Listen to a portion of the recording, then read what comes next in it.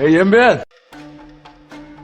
神之一手，一部被誉为韩国动作电影30年来的里程碑之作。影片不仅汇聚各类大咖，更是由影帝郑宇盛以及甜蜜家园消防员徐一景联合上演。因为一次棋局，男主泰熙痛失至亲，更是被凶手陷害落下牢狱之灾。然而令对方打死都想不到的是，泰熙命不该绝，在狱中凭借自己的棋艺得到一名黑道大佬赏识，将其一身所学全都传授于他。所以等待凶手的也将是泰熙如暴风雨般的报复。而我们也话不多说，还没蹲坑的可以开始蹲坑了。泰熙本是一名职业围棋选手，为人孤僻且性格软弱。然而一次职业比赛中却让他不幸失败。这天沮丧的他失魂落魄的在雨夜行走，这时许久不联系的哥哥却突然出现了。俗话说无事不登三宝殿，哥哥平时沉溺于赌博，这次来找泰熙也准没好事。果然他哥上来就让他帮他一个忙，那就是让他帮他看着屏幕帮他下一局棋。泰熙还没反应过来是怎么回事，就已经被他哥带去了另一个地方，且叮嘱他这次的棋只能赢不能输。태상아, 형 똑바로 와. 한 가지만 명심해. 지면 안 돼. 무슨 말인지 알아? 절대 지면 안 돼. 说完之后，泰熙的哥哥就如同壮士断腕一般提着东西走。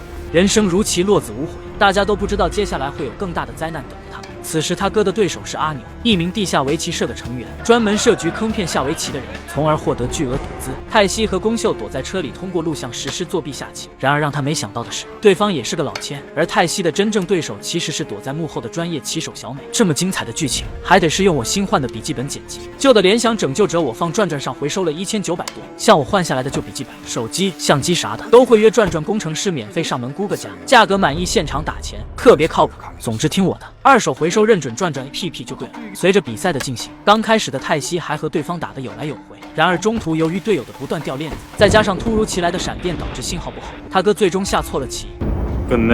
宫秀看见打手老根就害怕的躲起来了，泰熙也被狠狠的打了一顿。兄弟俩犹如案板上的鱼肉任人宰割，毫无还手之力。泰熙害怕的瑟瑟发抖，嘴里不断的道歉，希望对方可以放过他人。然而让泰熙没想到的是，他哥拿来和对方赌博的钱竟然都是假钱，而发现这一状况的阿牛则是更加怒目三分，老哥自然少不了一顿虐待。此时一个戴着眼镜穿着西装的斯文败类走了进来，他就是这个团伙的大 boss 胡社长。他让泰熙的哥哥将棋子全部吃完，否则不然泰熙就会死，然后又让泰熙跟他比赛，如果赢了他哥就可以活下来，反正就是2人中只能活下一个。然而腹背受敌的感觉让泰熙根本无法发挥全部实力，继而导致恍神之下下错了棋，所以等待他的也是对方的暴揍与羞辱，随后又被对方陷害成杀死他哥的凶手，直接含冤入狱。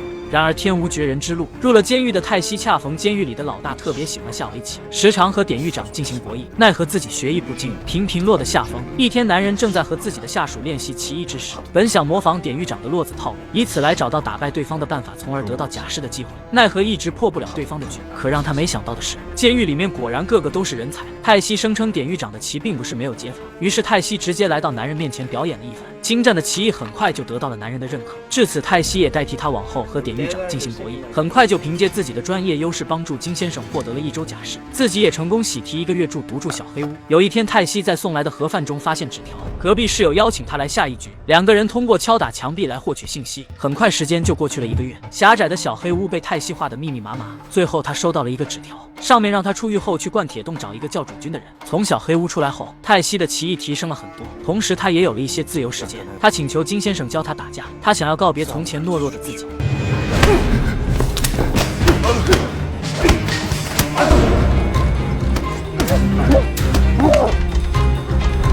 在日复一日中，泰熙也从一开始的小绵羊变成了一头凶猛的狮子，战斗指数不断攀升，最后所有的打手都不是他的对手。泰熙出狱之后，他从金先生那里得到了一笔钱，然后乔装打扮了自己，并改名叫做大石，一步步策划起了自己的复仇之路。而这边的吴社长为了壮大自己的诈骗团队，也在积极的四处搜罗围棋人才，买家给他带来了一个小女孩。不过吴社长向来谨慎，他花了10分钟来测试小女孩，发现她果然是一个不可多得的人才。卖家看见吴社长眼中都冒光了，就想坐地起价，但吴社长也不是好惹的，先假装将钱交给对方，但吃亏的事情他从来不干。刚将小女孩送上车，自己就杀了回去。虽然对方人多势众，最后还是被他一个人干掉了对方一群人，拿回了自己装钱的箱子。地下围棋社里是3教9流汇集之处，每个人来到此处都怀揣着同样的目的，想要一夜暴富。可是巨大的财富往往隐藏着看不见的危险，整个骑士被监视器全部监控着，但凡有大鱼出现，吴社长手下的2员大将小美和王师范就会出手，没有人会在这里一夜暴富，所有人都是吴社长手下的棋子。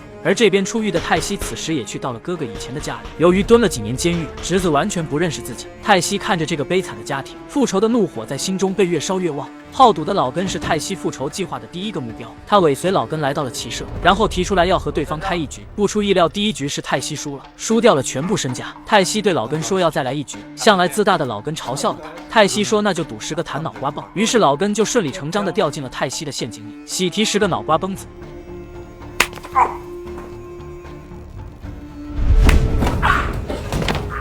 被弹得晕头转向的老根忍不下去了，他便拔出刀刺向了泰熙，结果泰熙3下5除2的就把他绑在了柱子上。老根还在对着泰熙大喊大叫，于是泰熙取下了眼镜，想让他看清楚自己到底是谁，不能让他死得不明不白。真正的赌局现在才开始。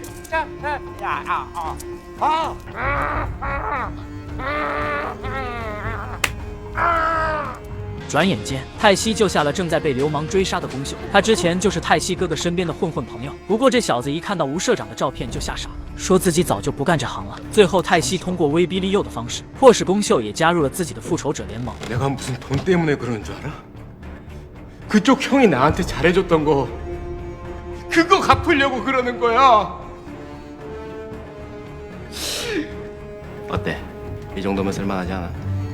随后，两人又来到了市场，想要寻找一个绝世高手加入他们。没想到对方居然是一个盲人骑手，名叫主君，曾经也遭受过吴社长团伙的迫害，失去了家人，失去了光明。最后，主君也被泰熙的真诚所打动，决定加入他们，并带泰熙去找了另一个受害者许木匠。许木匠右手残疾，经营着一家废品回收站。他看见主君的到来，态度并不友好。不过最终他还是加入了泰熙团队。俗话说，知己知彼，方能百战百胜。在行动开始之前，宫秀已经把吴社长的团队摸得个一清二楚。阿牛的目标就是发掘那些浑身散发着钱的气味的人，一旦被锁定，无论你是何方神圣，不到1个月你就可以输掉全部家产。王师范是背后的参谋长，表面上他是一家书法店的老师。当阿牛遇到难啃的骨头，他就会躲在屏幕后面指点江山。老根已经被泰熙解决了，他的任务是负责搜刮输的一方的钱财，行事风格十分残暴。这个团队最大的领导就是吴社长，战斗指数和凶狠程度皆是5颗星。吴社长和小美的关系也非同一般，他经常出入于小美经营的酒吧。于是泰熙独自一人来到了酒吧，寻求机会和小美搭上了关系。一来二去，美女和帅哥的故事也就自然而然的发生了。复仇者联盟这边也在如火如荼的进行着。宫秀被包装成了从事颜色行业的暴发户，一切准备就绪之后，宫秀就走进了地下骑射。他人傻钱多，屡战屡败，宛如一条还未上钩的大肥鱼，所以最后他成功的吸引了阿牛的注意。几天后，宫秀和其他几名成员全副武装，准备再战一次。主君和许木匠在屏幕后面全程指导宫秀下棋，泰熙也混进了骑射。在全部成员的助力下，宫秀来了个大反转，赢了棋局。对手恼羞成怒的叫打手来搜他的身，毫无意外，什么也没有搜到，因为宫秀买通了骑射里的那个驼背，设备早就被他拿走了。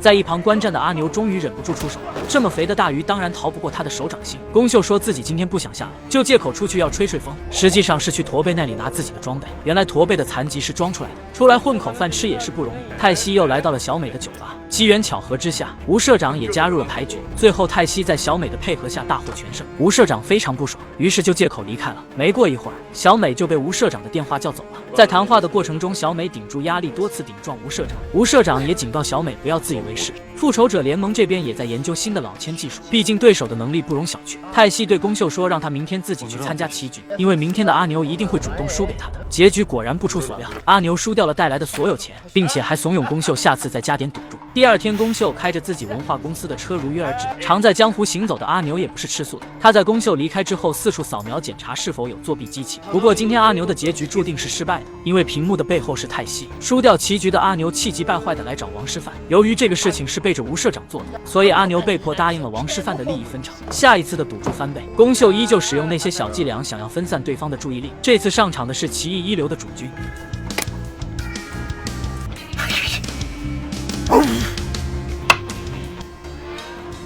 在双方人马的一番博弈之下，阿牛果然还是输不起。最后他掏出了匕首，想要用武力来结束这场赌博。正当宫秀危在旦夕之际，泰熙打开了车门，两个人废话不多说，很快就厮打在了一起。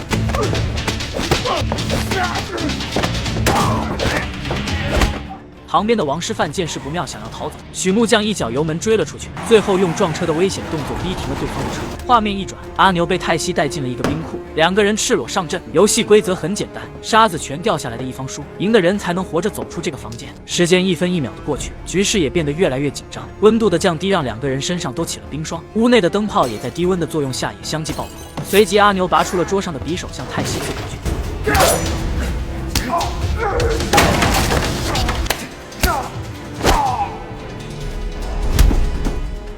如今的阿牛早已不是泰西的对手，所以他很快就落了下风。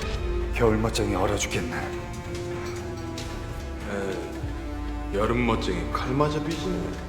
随后，泰西留给了他一张锡纸，上面有着门锁的密码。遗憾的是，阿牛没能打开那个房门。刚经历过一场战斗的泰西又跑去了小美那里，一个暗送秋波，一个欲拒还迎。最后，泰西成功的拿下了小美。当吴社长来到冰库，阿牛早就冻死了。随后，泰西也打电话来发出死亡邀约，并告诉对方书法学院里给其准备了礼物。然后他让吴社长打开了房间的柜子，里面正是消失多日的老根，不过现在已经变成了一只老冰棍了。吴社长赶去了书法学院，发现王师范已经被五花大绑起来。泰西还给对方留下了社交账号让其登录，他说自己把60亿当赌注，而吴社长需要把王师范的舌头当赌注。王师范害怕的在一旁苦苦哀求，最后还是屈服于吴社长的淫威之下。在一番激烈的对决之后，王师范战败，最后不得不被吴社长割掉舌头。游戏进入到下半场，吴社长身边的大将都已被泰西相继铲除，这下他也变成了光杆司令。于是泰西主动暴露了自己的身份，表明和对方的战斗正式开始。为了庆祝此次计划的阶段性胜利，晚上大家在山上喝酒烤肉来吃。宫秀一直缠着主君，让他说如何成为绝世高手。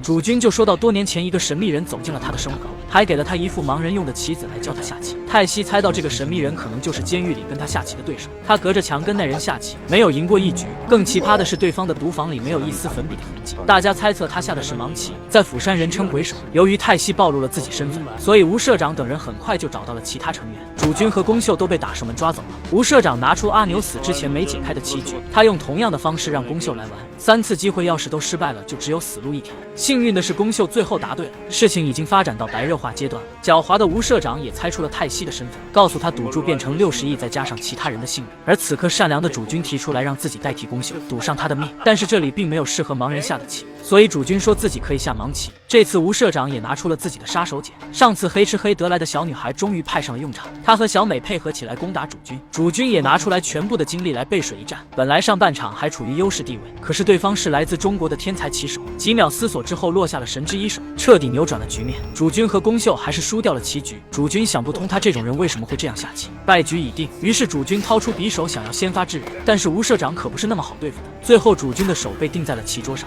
而这边得知消息的泰西很快也来到了现场，看着面前惨不忍睹的画面，泰西知道现在主动权不在他的手里，只能先将主君给背出去。但主君的伤势实在太过严重，最后还是没能挺过去。事已至此，泰西也只得重新返回吴社长那里，想要和对方来一场最后的生死对决。明眼人都知道，棋盘的输赢泰西根本不在乎，因为不管输赢，他都会将吴社长给干掉，以此来为他哥以及死去的主君报仇。所以最后的双方也下了一个平局。但吴社长早就通过监控发现了小美和泰西之间的苟且之事，于是也直接将小美带了出来，先给他来了一刀。而看到这里的泰西也顿时被点燃怒火，战斗一触即发。随着战斗结束，吴社长也永远的躺在了地上。至此，全片故事结束。只希望屠龙的人最后不要变成恶龙。